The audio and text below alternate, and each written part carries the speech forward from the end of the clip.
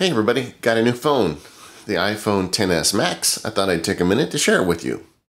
But hey, why don't I do it on the phone? So I'm so happy to have a brand new iPhone. I got the iPhone XS Max. You know, XS Max. I'm not really sure I like the name, but that's a long story. Nobody likes the name. It would have been cool if they named it something like X2 or something other than XS, but it's really the XS Max. I'm really happy about getting this new phone because it's got the bigger screen. I've always been a plus size phone user for a long time, and as much as I like the iPhone X, having the bigger screen is really nice. And what a screen it is. It's an OLED screen, super black, super responsive, and just beautiful. It goes edge to edge, and while the phone is the same size as the old plus size phones, they've squeezed a lot more pixels on that screen because there's no longer any chins. Chins are bad. No chins. Battery life has been great, but battery life is really never a problem with these Plus phones. Also, with the wireless charging, I've got a couple of these vertical stands. I keep one at my desk and one next to my bed. So my phone is just always charged anyway.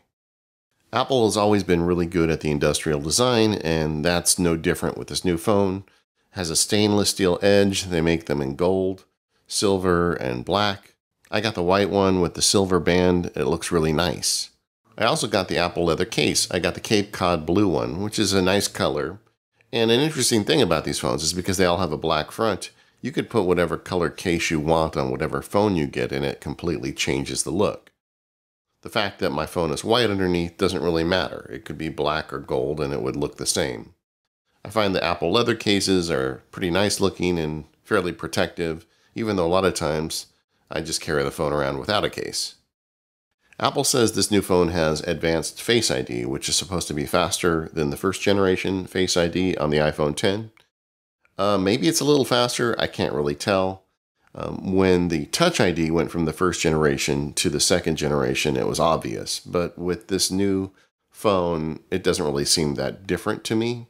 Although I have to admit, I never really had a problem with the iPhone X Face ID, so there you go. The new phone also includes the A12 Bionic chip, which is the latest iteration of Apple's own silicon.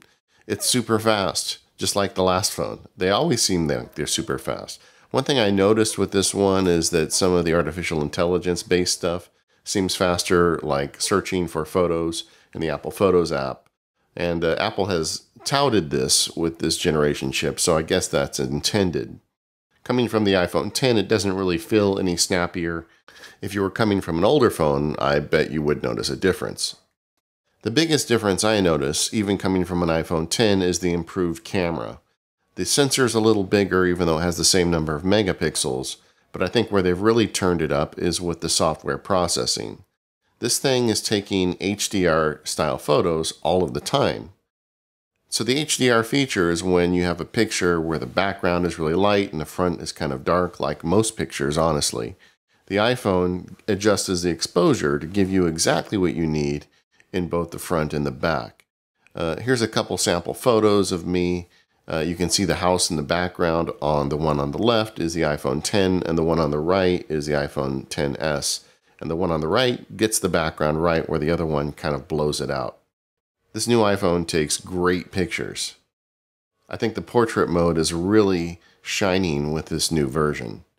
Apple explains that these improvements are a result of the improvements to the image signal processor, the bigger sensor, and the neural engine that they've got on the chip. It's a whole bunch of things, but pictures look better with this phone.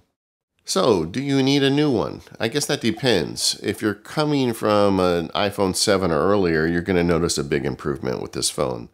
The processor's got a lot faster, the camera's got a lot better, and these new OLED screens are amazing. If you've got an iPhone 8, I think that's a little bit of a harder call. The iPhone 8 has last year's processor and it's still a damn good phone. Coming from the iPhone X is an even harder call, even though I did it.